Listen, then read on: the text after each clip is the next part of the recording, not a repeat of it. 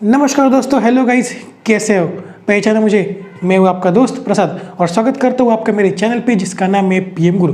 पिछले वीडियो में हमने बात की थी हेडर फाइल की, यानी आईओ स्ट्रीम क्या है, स्ट्रीम क्या है, इसके बारे में, राइट। उसके बाद हमने बात की थी कि कैसे हम इनपुट एंड आउटपुट कर सकते हैं C++ में, राइट। तो इस वीडियो में हम बात करने वाले हैं हेडर फाइल के बारे में। हेडर फाइल के टाइप्स कौन कौन से होते हैं। तो पहले तो अभी तक हमने सिर्फ एक हेडर फाइल का यूज किया है, वो थी IO stream, right. IO stream क्या करती है? ये आपको इनपुट और आउटपुट लेने के लिए मदद करती है, राइट। मतलब कि बेसिकली हेडर फाइल क्या है? हेडर फाइल अगर आप अपने प्रोग्राम में इंक्लूड करते हो तो वो आपके प्रोग्राम की फंक्शनलिटी को एनहांस करता है। मतलब कि आपका प्रोग्राम ज़्यादा इफिशिएंट होता है, आपके बहुत सारे काम ना हेडर फाइल आसान कर देगा। सपोज आपको इनपुट लेना है, आउटपुट देना है, तो अगर आपने आईओ स्ट्रीम इंक्लूड कर लिया तो आप वो आसानी से कर सकते हो सी आउट और सी इन की मदद से, राइट। क्लियर चीज़ है। तो यहाँ पे ना हमारे पास दो टाइप्स की हेडर फाइल्स है। पहला टाइप है system header file, system header file, और दूसरी है user defined header file, right. Okay, तो पहले बात करते हैं सिस्टम हेडर फाइल के बारे में। तो आईओ स्ट्रीम जो है ना वो आपकी सिस्टम हेडर फाइल है। मतलब कि ये हेडर फाइल्स कंपाइलर के साथ आती है। मैं यहाँ पे लिख देता हूँ, it comes with compiler, right. मतलब कि इनको आपको डायरेक्टली यूज करना है, इनको आपको डिफाइन करने की जरूरत नहीं है, राइट। आपको कोडिंग करने की जरूरत नहीं है ये फाइल बनाने के लिए, ये हेडर फाइल बनाने के लिए, राइट। तो इसका एग्जांपल क्या है? एग्जांपल की बात करें तो हैश इंक्लूड और आईओ स्ट्रीम। आईओ स्ट्रीम आपकी एक system defined system header file है, राइट। तो ऐसा नहीं कि हमारे पास सिर्फ आईओ स्ट्रीम है, हमारे पास बहुत सारे सिस्टम हेडर फाइल्स है, राइट। तो उनके बारे में भी हम बात करने वाले हैं, बट अभी नहीं। पहले हम बात कर लेते हैं कि यूजर डिफाइंड हेडर फाइल क्या होती है। उसके बाद हम जाएंगे हमारे कंप्यूटर स्क्रीन पे और वहाँ पे मैं आपको एक चीज़ दिखा दूंगा। उसके बाद आपके पास सारे हेडर फाइल का एक्सेस या फिर सारे हेडर फाइल्स आपको देखने को मिल जाएंगे, राइट। तो ये थी आईओ स्ट्रीम जो आपकी है सिस्टम हेडर फाइल। तो अब हमारे पास दूसरा टाइप है यूजर डिफाइंड हेडर फाइल। अब देखो, तो अगर मुझे हेडर फाइल का काम खुद से लिखना है, राइट, अगर मुझे खुद की हेडर फाइल तैयार करनी हो जिसमें कुछ टास्क पहले से ही मैंने डिफाइन करके रखे, हम इसे उन्हें कॉल करना है प्रोग्राम में, तो वो हो जाएगी आपकी user defined header file, right. तो एग्जाम्पल क्या होगा इसका? यहाँ पे आप कुछ भी एग्जाम्पल ले सकते हो, क्योंकि ये हेडर फाइल यूजर डिफाइन करता है तो इसका नाम भी आप खुद लिख सकते हो, राइट। तो हैश इंक्लूड, सपोज मैं इसको नाम देता हूँ। आपको अगर यूजर डिफाइंड हेडर फाइल को तैयार करना है तो हम डबल कोट्स में उस हेडर फाइल का नाम डाल देते हैं, राइट। तो यहाँ पे नाम देता हूँ मैं सपोज pm.h। तो pm.h एक हेडर फाइल है, राइट। बट अगर आपने ये लाइन पहले इंक्लूड कर दिया आपके प्रोग्राम में तो कंपाइलर आपको एरर दिखाएगा। क्यों? क्योंकि pm.h हेडर फाइल अभी तक एग्जिस्ट नहीं करती। तो आपको क्या करना होगा, आप जिस डायरेक्टरी में अभी काम कर रहे हो उस डायरेक्टरी में pm.h हेडर फाइल बना दो, राइट। तो ये सब चीज़ें अभी आपको समझ में नहीं आएंगी। अब हम चलते हैं मेरे लैपटॉप के स्क्रीन पे, उसके बाद आपके सारे डाउट्स क्लियर हो जाएंगे, राइट।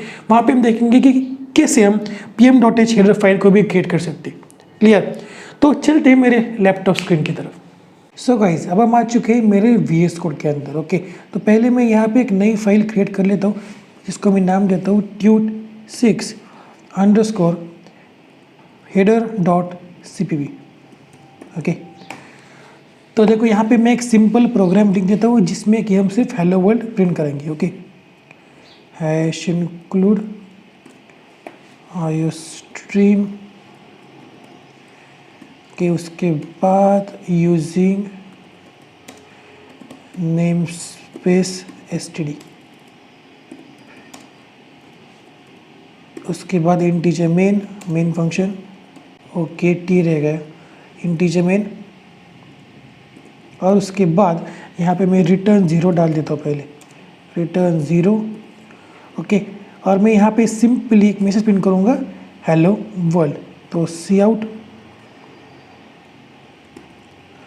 और hello world, hello world. Okay, तो ये एक सिंपल प्रोग्राम है जिसमें कि हम सिर्फ हेलो वर्ल्ड प्रिंट कर रहे हैं। तो देखो, हमने बात की थी हेडर फाइल्स। हेडर फाइल्स क्या है? ये आईओ स्ट्रीम जो है ना, वो आपकी हेडर फाइल है। देखो, ये आपके प्रोग्राम की फंक्शनैलिटी को इनहेंस करता है, मतलब कि आपको काफ़ी अच्छे वो फीचर्स प्रोवाइड करता है, राइट। यहाँ पे अगर हम आईओ स्ट्रीम की बात करें तो हम इसकी मदद से सी आउट को यूज़ कर सकते हैं, सी इन को यूज़ कर सकते हैं, राइट। तो बेसिकली अगर मैं बात करूँ हेडर फाइल्स की, तो हमारे पास दो हेडर फाइल्स है, हेडर फाइल्स, राइट। हमारे पास बेसिकली दो हेडर फाइल्स है।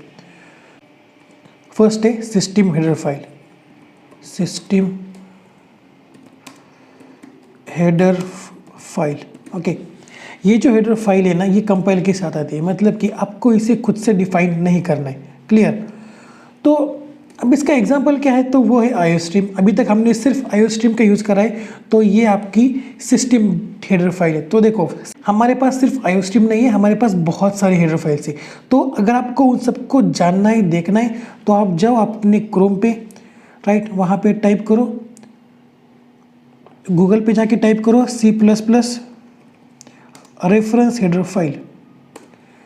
ओके, और यहाँ पे आपके पास पहली फाइल आएगी en.cppreference.com, इस पे जाके क्लिक कर दो, राइट। तो यहाँ पे आपको ना आपकी सारी हेडर फाइल्स मिल जाएंगी जो अवेलेबल है C++ में। देखो, हमारे पास बहुत सारी है, सी सिग्नल है, राइट, फंक्शनल है।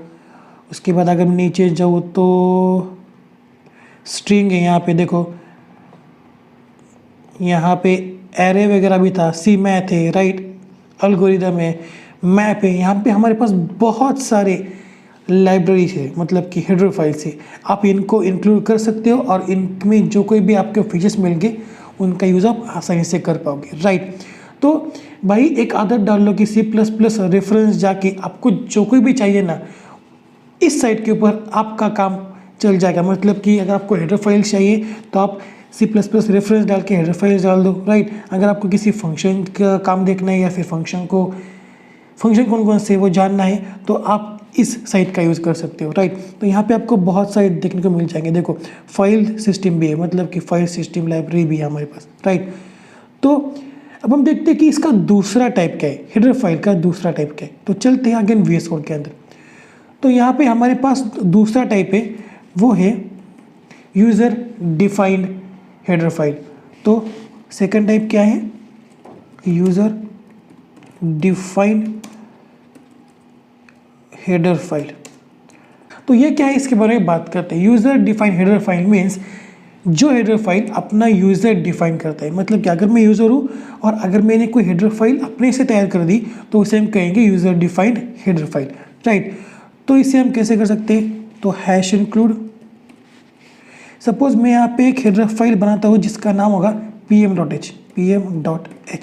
तो यहाँ पे एक हेडर फाइल मैंने बना दी, राइट। अगर आपको यूज़र डिफाइंड हेडर फाइल बनानी हो तो आपको डबल कोट्स के अंदर उस फाइल का नाम डालना होगा, राइट।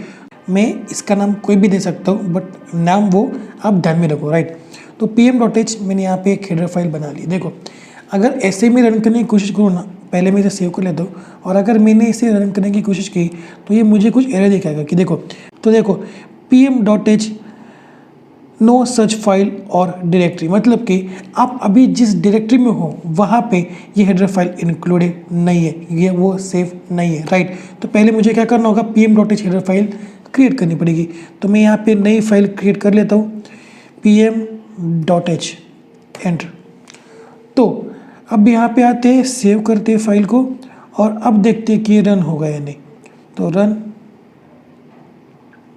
ओके, देखो हेलो वर्ल्ड प्रिंट हो चुका है, मतलब कि यहाँ पे जो एरर था वो रिमूव हो चुका है।